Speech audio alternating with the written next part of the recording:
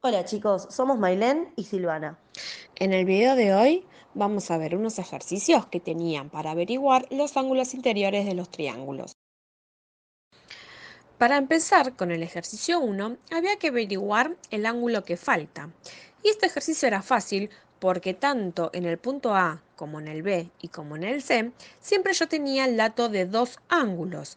Y nosotros ya sabemos que la suma de los tres ángulos me tiene que dar 180 grados.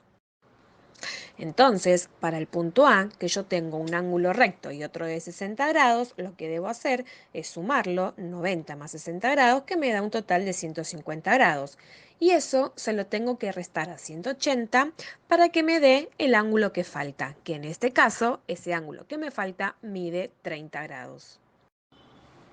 Para el punto B tengo que hacer lo mismo. Ahora yo tengo un ángulo de 105 y otro de 40. Lo que debo hacer es sumarlo.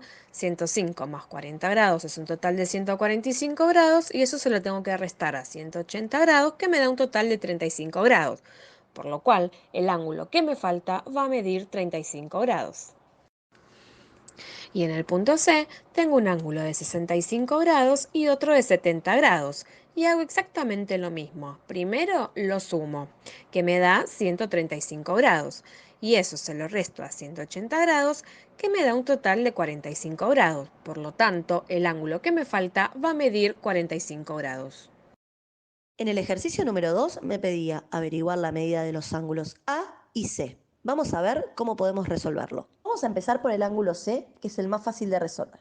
Fíjense que tengo el triángulo BCD y el ángulo C es el único que falta. Por lo tanto, tengo que sumar los dos ángulos interiores que tengo y restárselo a 180 porque es el 6 de los triángulos. Entonces quedaría 120 más 30, 150. Si se lo resto al 6, que es 180, me queda que el ángulo C es 30.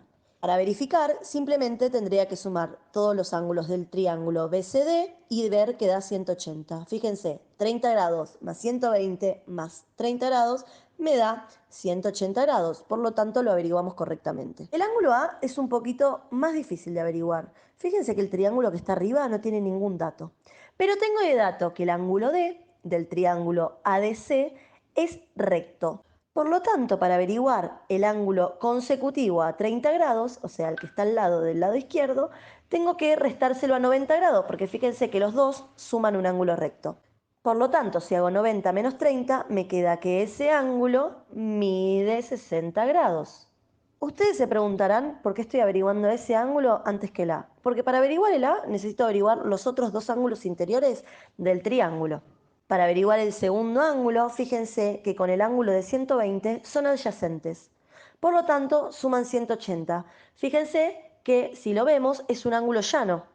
Por lo tanto, para averiguar ese ángulo hago 180 menos 120 grados.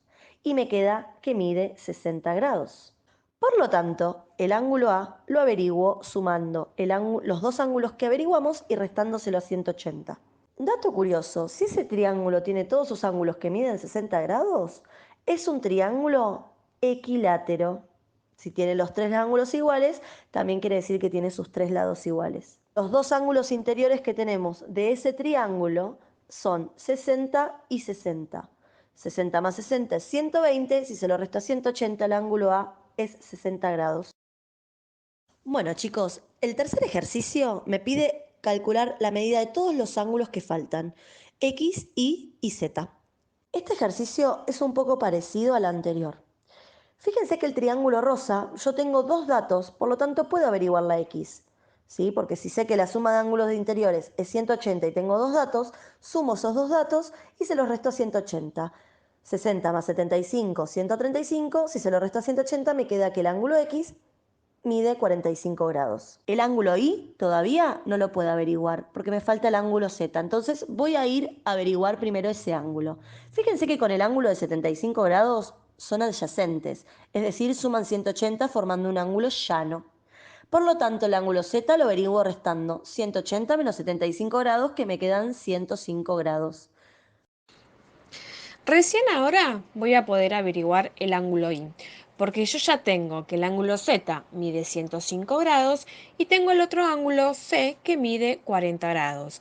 Entonces, para averiguar el I, yo ya sé que si sumo los tres ángulos me tiene que dar 180. Entonces hago 105 más 40 grados, me da un total de 145 grados, que si se lo resto a 180 grados, obtengo un ángulo de 35 grados. Por lo tanto, el ángulo I va a medir 35 grados.